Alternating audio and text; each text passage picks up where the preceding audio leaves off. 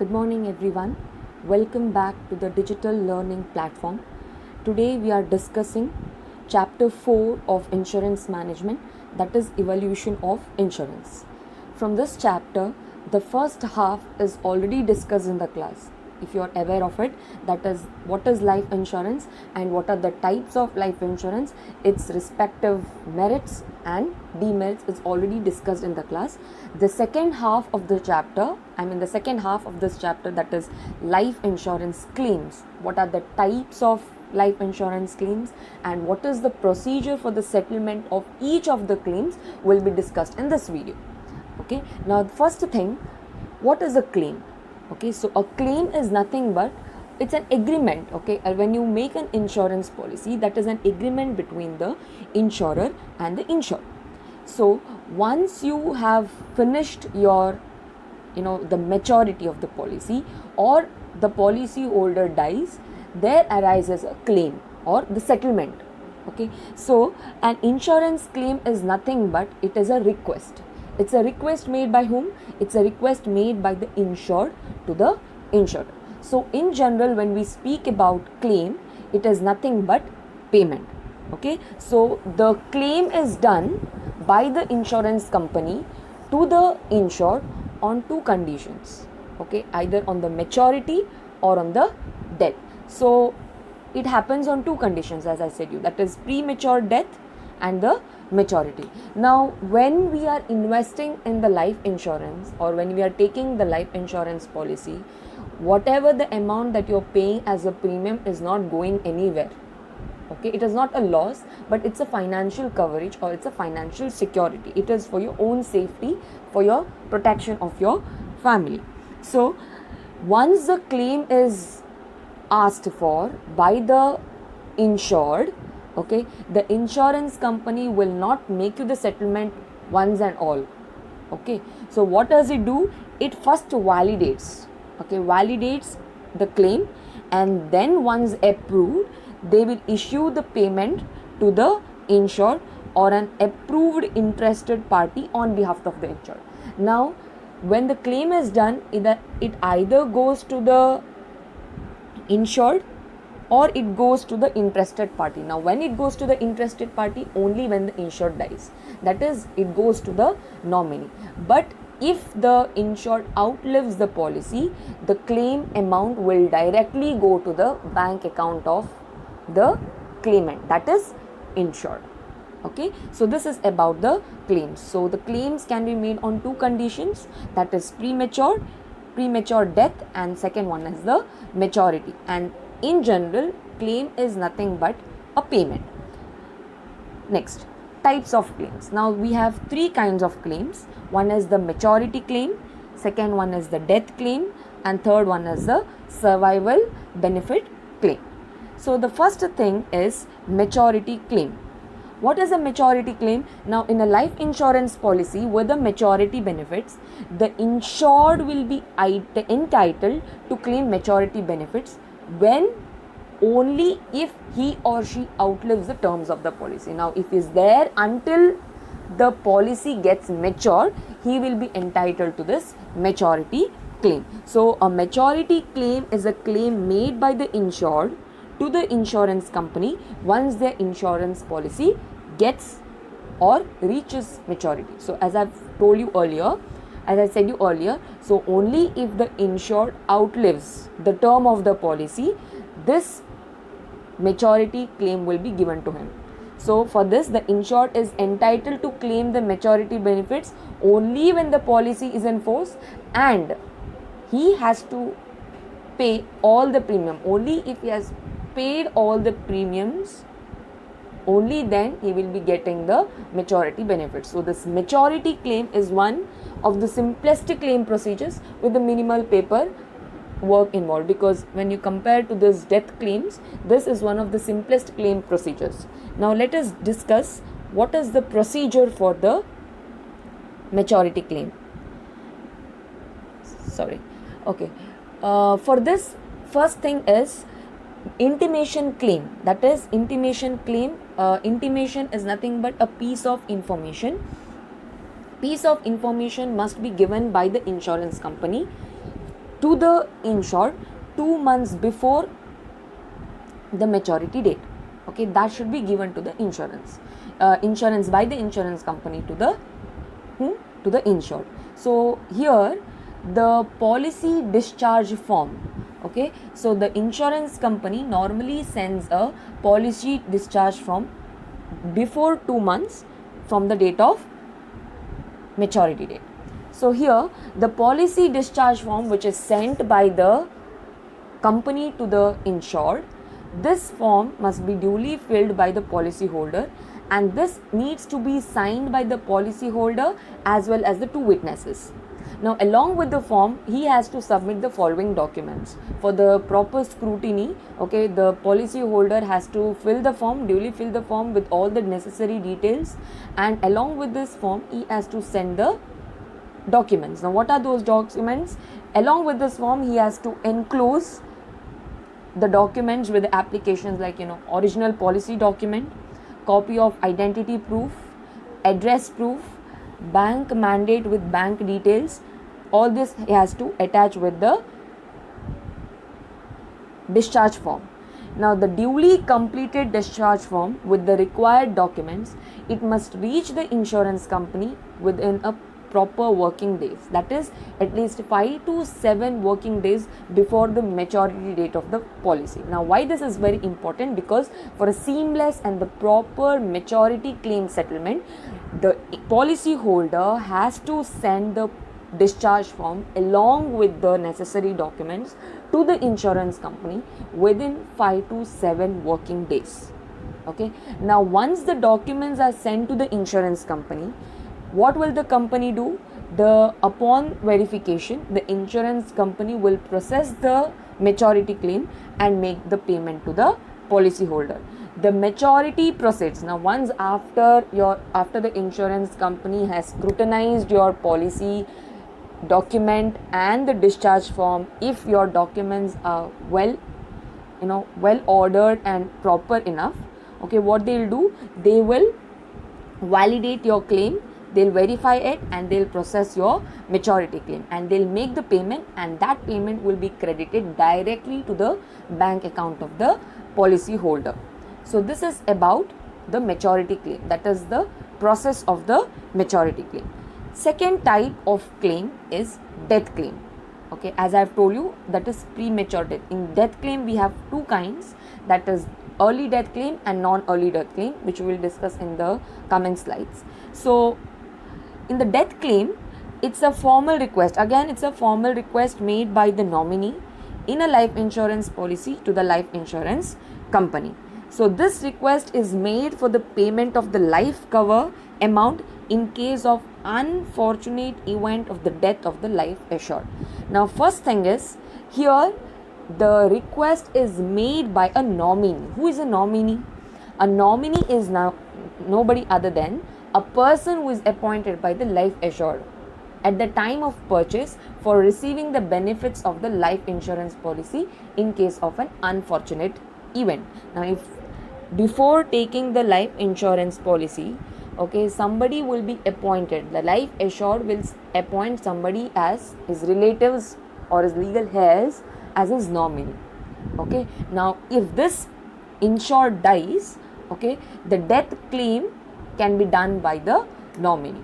So this will be the nominee's name will be given at the time of the purchase. Okay, and the payment decision would be made post the scrutiny of the claim documents submitted by the nominee. So the payment, as soon as the nominee claims for the payment, the insurance company will not give you the payment. Remember it very well. The payment decision will be purely in the hands of the insurance company, and it will be done post the scrutiny. After the nominee submits all the necessary documents asked by the insurance company, it will make a proper scrutiny of those claim documents, and then it will make the payment decision. Okay, so death claim settlement process. First step is intimation to the insurance company about the claim. So the nominee here, on the death of the insured, should inform the insurance company as soon as possible, so that the insurance company will start the claim process. So the details required for the intimation, okay, what the details the nominee should have is, they should possess the policy number, name of the insured, date of death, cause of death, place of death, name of the nominee, etc. That should be known by the nominee. Okay, the claim intimation form can be obtained from the nearest insurance company branch, or you can download it from insurance company website. So what you can do is, this claim intimation form, okay, he has to get it from the nearest insurance company branch, or you can get it online by downloading it from the insurance company website. Alternatively, many insurance companies also have online forms these days on their website for the claim intimation. This is very normal, because since you cannot go and approach the nearest insurance branch, what they have done is, the insurance companies have these online forms ready on their website, so that the nominee can claim the intimation. Step 2 is documents required. Now all the documents has to be submitted by the nominee. So the nominee will be asked to furnish the following documents by whom? By the insurance company. That is, what kind of documents it will be asked? Death certificate, age of the life insured, original policy document, any other documents as per the requirement of the particular insurance. Okay, all these kinds of documents will be asked by the insurance company, and the nominee has to furnish all this following documents. Step 3 is submission of the required documents. For the quicker claim processing, it is very essential that the nominee submits complete documentation. All the documents that is asked by the insurance company, it has to furnish, so that the claim processing becomes very fast. Okay, he has to submit all this, any other documents that the company needs to pass the claim. Your succession certificate that you get from the court, even that has to be submitted to the insurance company. And last thing is settlement of claim. Now as per the regulation of IRDAI, Regulations Act of 2002, the insurance is obligated to settle a claim within 30 days of receipt of all the necessary documents.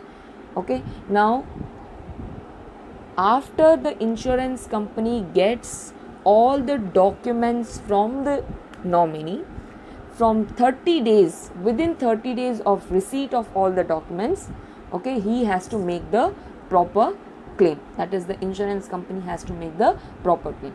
If the claim requires further investigation, okay, now if the claim requires, even after receiving the documents, if the insurance company feels that further investigation is required, the insurer needs to complete its procedure within 6 months from receiving the written intimation of the claim.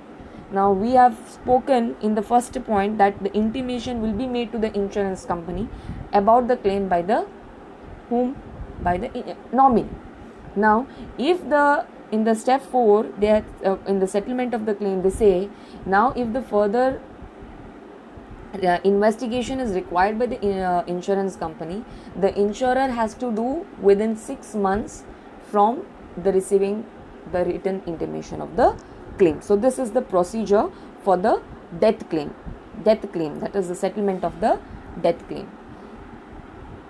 Now in the death claim, as I have said you earlier, there are 2 types of death claim, that is early death claims and non-early death claims. If the life assured dies during the term of the policy, then the death claim arises. Now in your textbook, they have told that the premature death claim happens if a person dies within the 2 years of the commencement of the policy. But as per the latest rules and regulations of the insurance, okay, early death claims happen within the 3 years and not within the 2 years. But since your textbook says it, so you are supposed to write it this way only. So for your information, I am giving this, that early death claim happens if a person dies within the 3 years from the commencement of the policy. But for your examination purpose, since your textbook says that the premature death claim happens only when a person dies within the 2 years from the commencement of the policy. Okay, now here in this case, when the early death claim is happening, okay, the insurer, that is the insurance company, asks the nominee the documents in order to eliminate, further documents will be asked by the insurance company so that they eliminate the possibility of suppression.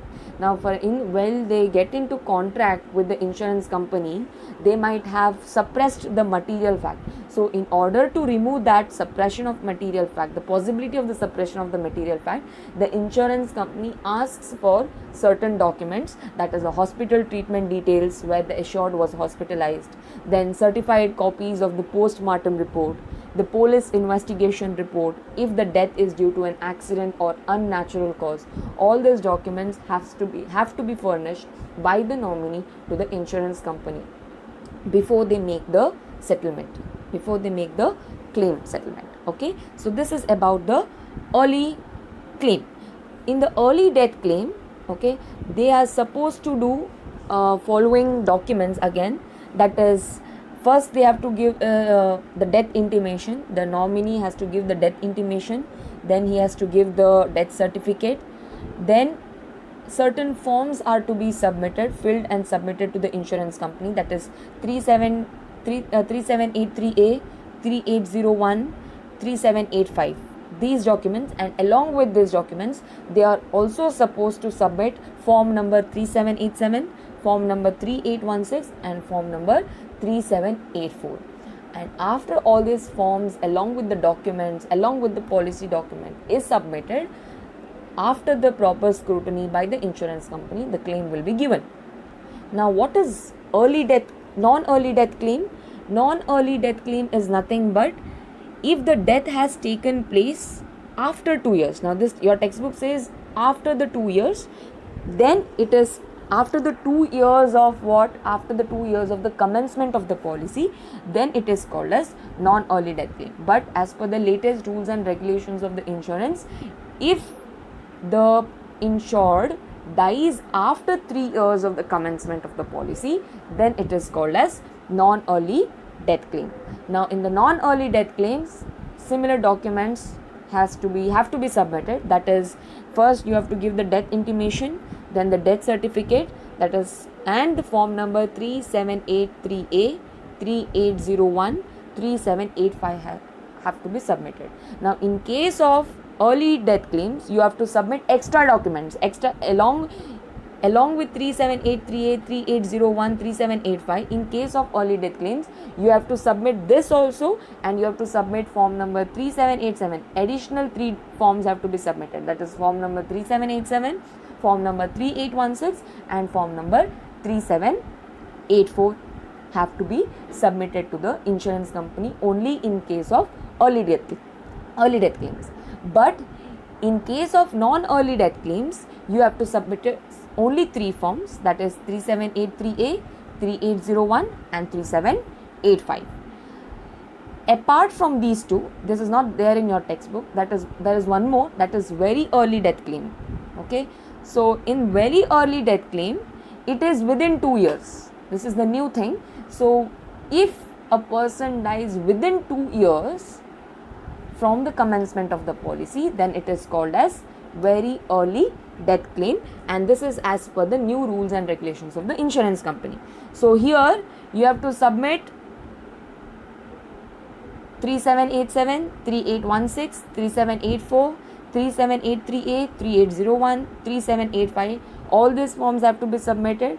Death claim, death intimation has to be given, death certificate has to be provided, and along with that, the enquiry will be made by the insurance company. So this is about early death claim and non-early death claim. And apart from these two, we have in addition to these 2 claims, we have also one more claim, that is very early death claim, which is not there in your syllabus. Next one, ex gratia payment. Now, what is ex gratia payment? Ex gratia payment, it's a plea for mercy, and it's only used when there is no technical reason for a claim to be accommodated under a specific insurance policy. Now here this payment is made out of mercy. Okay, here actually the insurance company need not compensate the insured but makes payment only out of the mercy. See, an ex gratia payment may be made by an insurance company to an insured even if the company feels they are not really required to do so.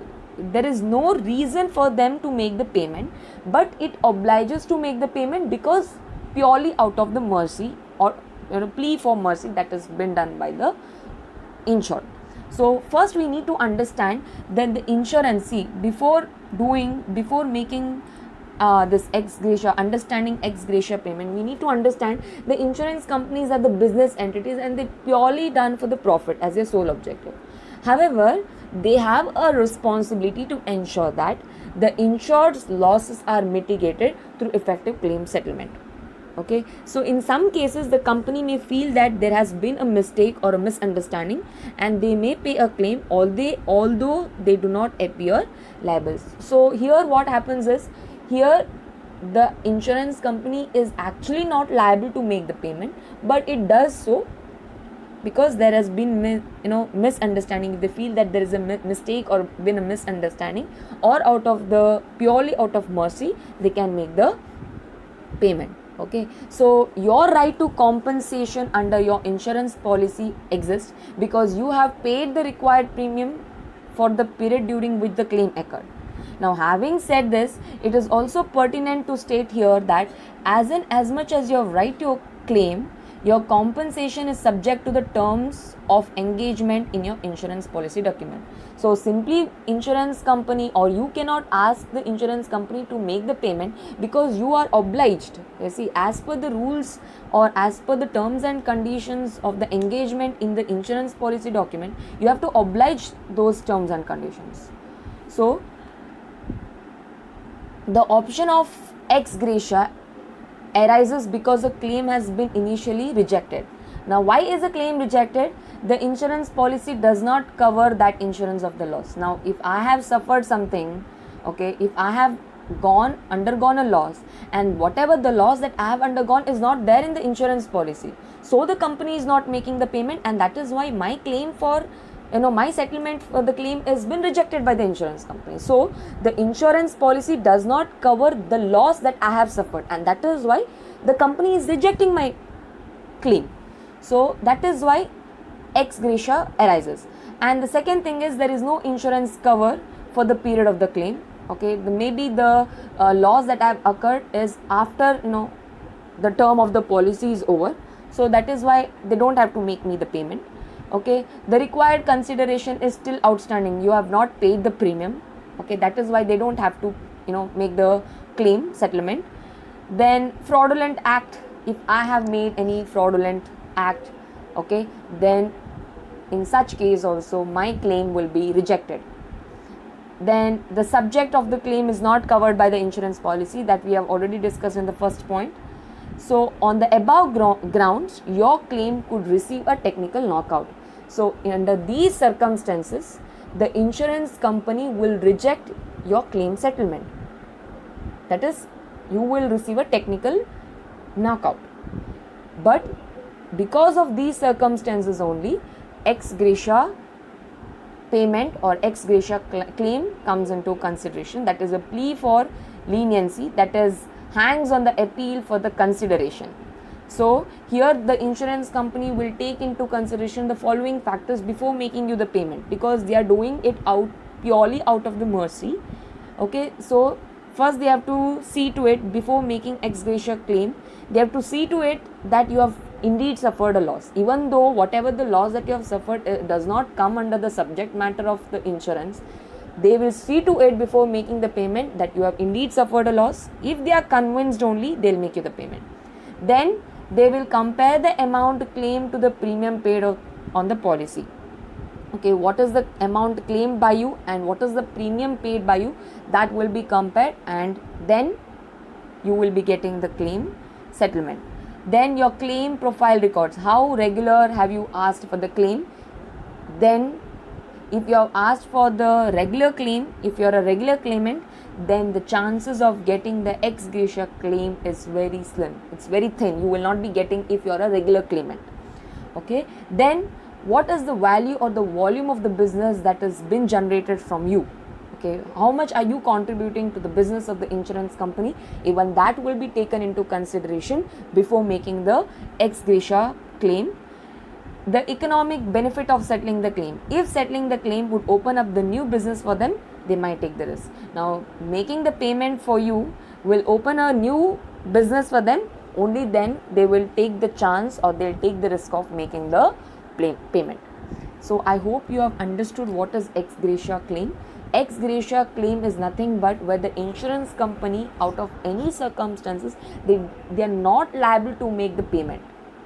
They are not liable to make the payment because we have discussed on what conditions they have rejected, because whatever the loss that you have suffered is not coming under the subject matter of the insurance.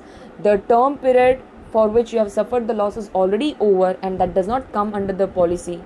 Okay, you have not paid the premium. All these things, if you have made any fraudulent act, okay, all these things will come under the circumstances where your insurance company is rejecting.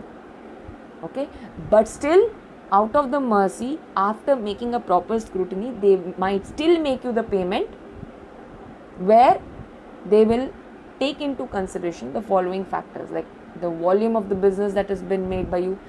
If you have really suffered the loss, they'll compare the premium that you have paid and the claim that you have asked for. Your claim records will be checked. If you are a regular claimant, then you will not be given the claim. Okay, and if making you the payment is opening up a new business for them, only then they will take the risk of making the payment to you, and this is ex gratia payment for you. I hope you all understood. Next is survival benefit. This is the third claim, survival benefit. So survival benefit is very easy.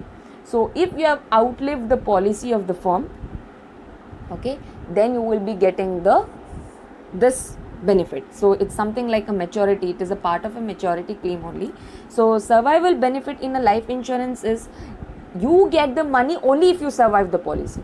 Now if you're there, if your policy is for 15 years, okay, now if you're there till this 15 years, you will be getting the lump sum amount for surviving the policy, or it will be given to you in installments. This will happen only in your money back policy. Okay, so if your insurance policy is for 15 years, for the first 5 years that you have outlived, okay, if you are for living that policy, you will be given some amount. For the next 10 years, if you're there, you will be given some amount, and at the end of the 15 years, the remaining payment will be made to you. So this is about the survival benefit. So survival benefit in a life insurance is the money that you get only if you survive the policy term. So as I said you, this can be done in lump sum. That is, if your policy is for 15 years, at the end of the 15 years, the lump sum amount is given to you, or it can be given income paid to you over a certain number of years. Now for 15 years, in 3 installments. For the first 5 years, so much amount will be given. For the next 5 years, so much amount will be given. And the end of the 15th year, so much amount will be given only for surviving the policy. So this is about the survival benefit policy. Hope you all understood. Next is merits of life insurance. We have already discussed what are the advantages of life insurance in the 3rd chapter. Advantages of insurance. Similar is the advantage of life insurance. First thing is peace of mind or the protection. So having life insurance, it means that it's providing ultimate peace of mind. Why? Because if someone were to meet their demise, they know their family and their loved ones will have financial safety net. Okay, your money is safe in the insurance company. Even if you die, your family is protected because they can claim after your death. Okay, so all of us have some financial liabilities, but an adequate life insurance ensures that your debts or loved ones will be financially taken care of. So protection is there, protection of the well-being of the individuals, financial security, and ultimately you will have a peace of mind. Second thing is it enhances credit worthiness. See, having a life insurance policy, you can mortgage this life insurance policy document in the bank and you will be getting the loan. Okay, so if you have the life insurance, it's very easy to acquire the loans on the sole security of the policy. So after submitting or mortgaging your policy to the bank, you will be getting the loan. So this will improve the credit worthiness, individuals' credit worthiness. Third point is wealth creation. Now some life insurance policy, they not only offer you the opportunity to, they offer you the opportunity to create wealth also. Now your ULIP, unit linked insurance policy, they just don't cover your life. Okay, they are into some other avenues also.